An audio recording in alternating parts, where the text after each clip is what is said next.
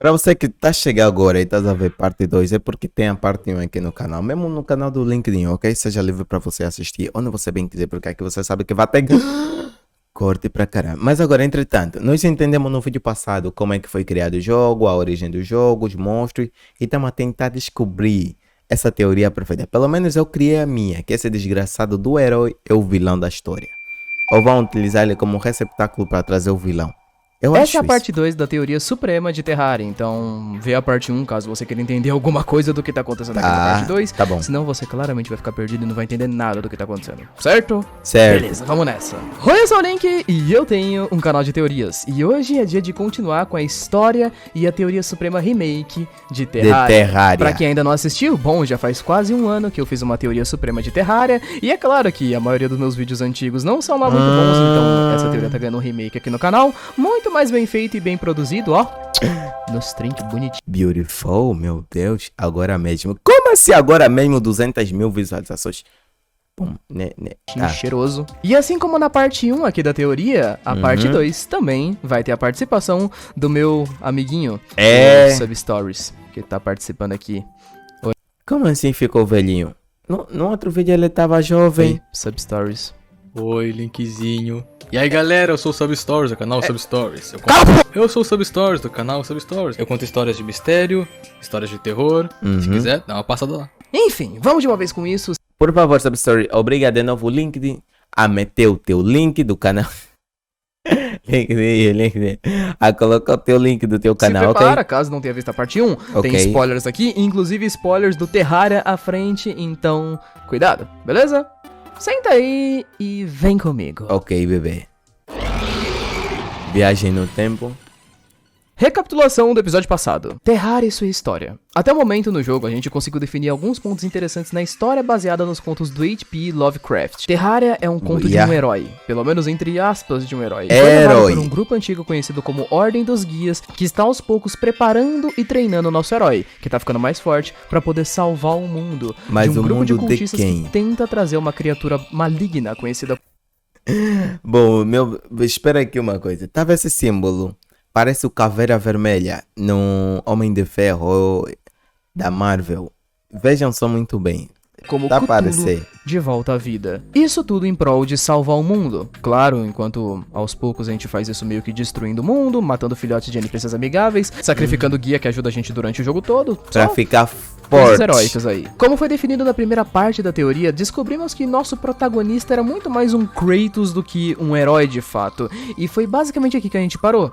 Chegamos ao ponto e à conclusão de que parece que tem alguma coisa de errado com a história. É. Então, vamos continuar exatamente daqui. Se bem me lembro, no último episódio, houve toda a descrição do qual Sem falar, olha, esse... nosso objetivo dentro Ai, do jogo... caramba. Essa aqui parece um stand. Veja, essa aqui.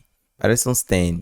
Sendo bons ou maus, ainda assim era o mesmo. Era Acabar o com a herói. raça de cultistas fanáticos que queriam trazer o Cthulhu de volta. Era o Em toda objetivo. a primeira parte, a gente acabou não focando nada no que eles, como vilões da história, faziam. O que exatamente eles estavam fazendo enquanto a gente tava ficando mais forte, enquanto a gente tava treinando, enquanto a gente tava destruindo e invocando um monte de criaturas. Supostamente ficar forte. Na verdade, nada. Eles não fizeram nada. Pra um grupo denominado como vilões da história, E não eles são fizeram meio nada. pacíficos demais. Na real, eles só ficam rezando e vivendo a vida deles, numa boa. O único forte deles é de fato o cultista lunático, que é um boss do jogo, o líder do culto, porque é óbvio que tem culto. Mas ele também não é Claro. lá muita coisa, a gente massacra ele e vamos pro próximo. O que é outro problema. Nosso objetivo até onde era descrito era acabar com as chances do Cthulhu voltar à vida. Sim, e acabar, isso significa acabar com o ocultismo, esses caras. Mas agora ele se torna poderoso, com capacidade suficiente para, sei lá.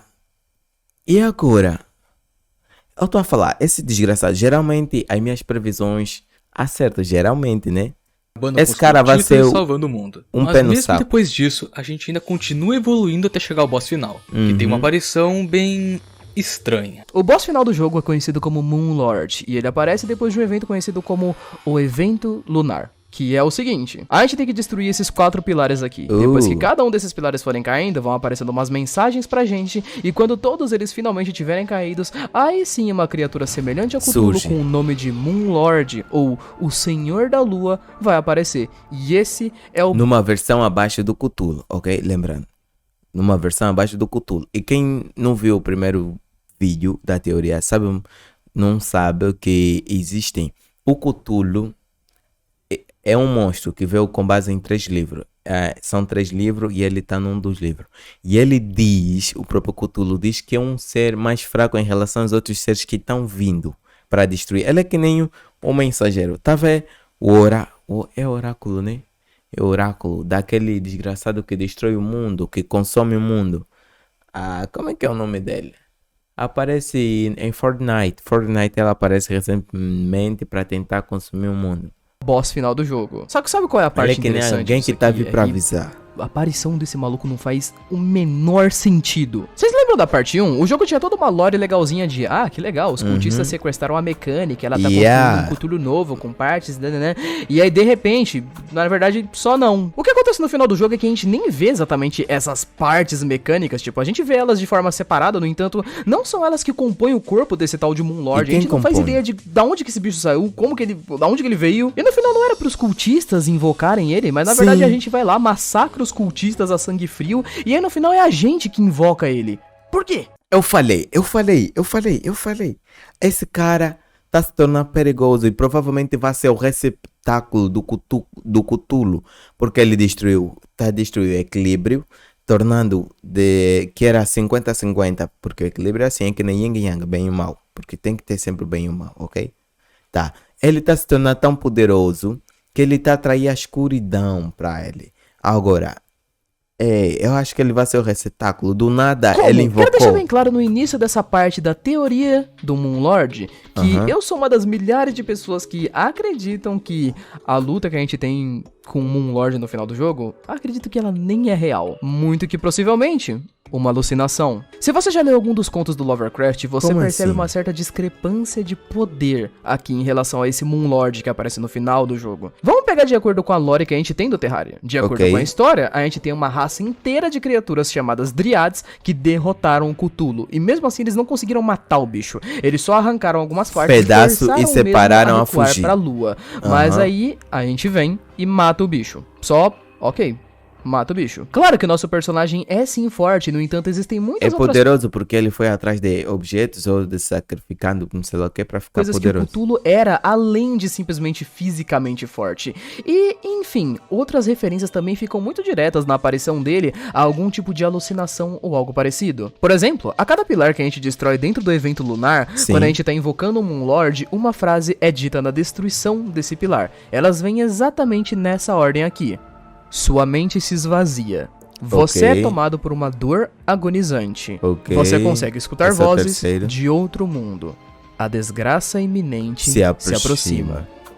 A mitologia de livros de Lovecraft, que é da onde saiu Cthulhu, esse bicho inicialmente tá mimindo. Ele tá descansando por milênios. E ele é tão absurdo que ele dormindo é a razão dos seres humanos terem pesadelos. Ele dormindo consegue causar alucinações às pessoas. E a ideia que os pilares do evento lunar causam é que a cada pilar que você solta, você libera ele mais um pouco, dando dores de cabeça, dores no corpo e fazendo seu personagem ouvir vozes. Ou seja, tem alguma coisa de errado quando você invoca ele. A real disso tudo é que a possibilidade mais forte do que pode estar rolando na batalha final é a seguinte. Você foi lá, malhou, ficou top, achou que ia arregaçar o bicho, e aí você invoca o Moonlord no fim do game. Ele aparece com os poderes dele, e você destrói. Provavelmente desmaia, entra em convulsão no chão, fica em coma, mas na cabeça do personagem ele tá tendo uma baita de uma luta com o Moonlord, onde ele vai lá, ganha e salva o mundo. E é o herói. Fica aí uns 90% de certeza de que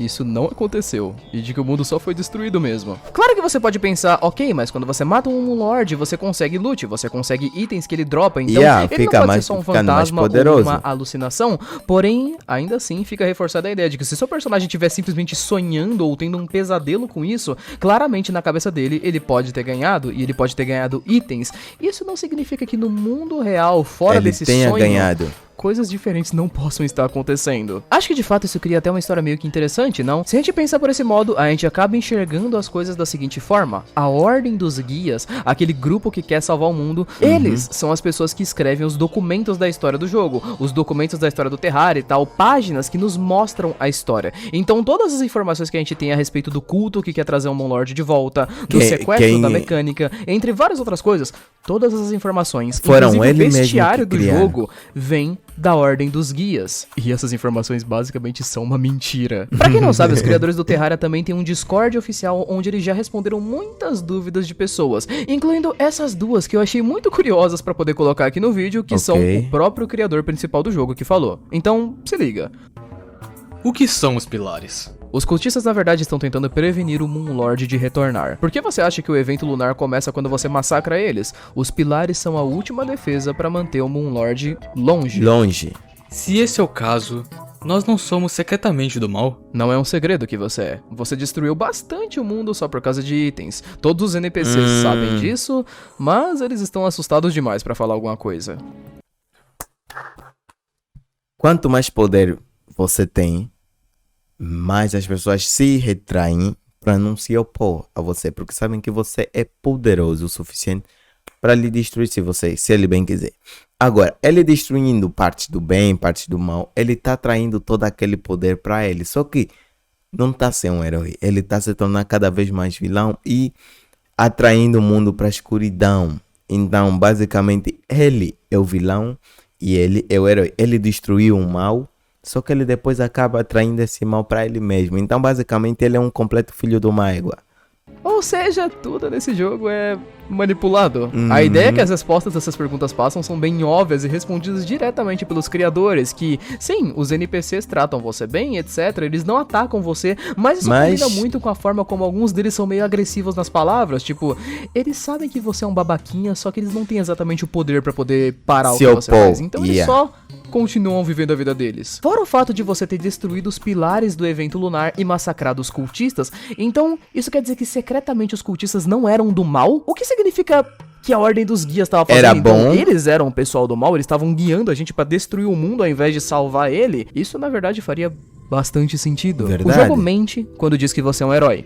O jogo mente quando diz que a Ordem dos Guias fala a verdade. E o jogo mente quando fala que você derrota um Moon Lord no final.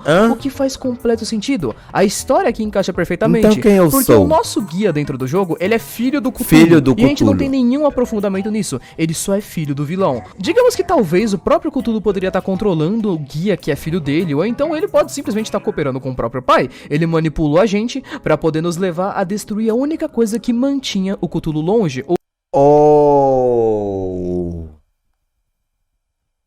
Ok. Talvez eles não sejam do mal, sejam os caras que tentam manter o equilíbrio. Tipo, afastando o Cthulhu.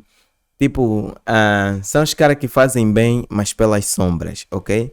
Ou seja, os cultistas lunáticos, que na verdade eles nem eram do mal, eles só estavam ali de boa. Pra tentar uma última manter o resposta de equilíbrio. dúvida antes do fim da teoria, que é, por que exatamente eles sequestraram a mecânica pra fazer partes mecânicas de um Cthulhu artificial? Digamos de forma simples que isso pode simplesmente ser uma última linha de defesa, do tipo, caso o Cthulhu realmente voltasse, eles poderiam ter um plano de ter uma linha de defesa, ou seja, eles teriam o próprio Cthulhu deles pra lutar contra o Cthulhu verdadeiro, o que faria assim. Claro, porque...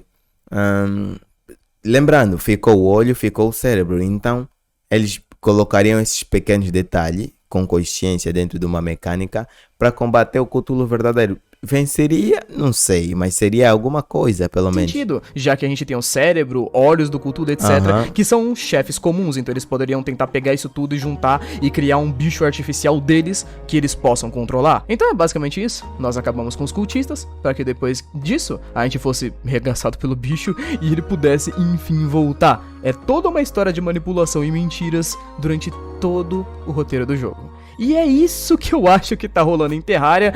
Mas enfim, papai. É aqui Essa que é a uma teoria teoria. acaba. Meu Deus do céu. Bom, jovens, mas enfim, esse foi o vídeo e essa foi a Teoria Suprema Remake de Terraria. Espero que vocês tenham gostado, beleza? Gostaria de agradecer mais uma vez ao Substories por ter participado aqui do vídeo. Coloca o link se dele. tiver um culto, eu tô aqui, tá ligado, né? É verdade. Não. Eu concordo com isso. Não. Enfim, jovens, bom, esse foi o vídeo. Muito obrigado por ter assistido. Um beijo, abraço e é claro, não se esqueçam de deixar aí nos comentários o que vocês acham dessas teorias. Valeu, falou e até mais. Tchau. Foi.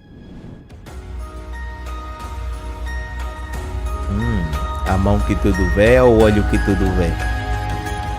E na mão dele também tem olhos, né? Foi uma ótima teoria. Tchau, só espero que você gostou. Mas não fica alucinado com isso não, papai.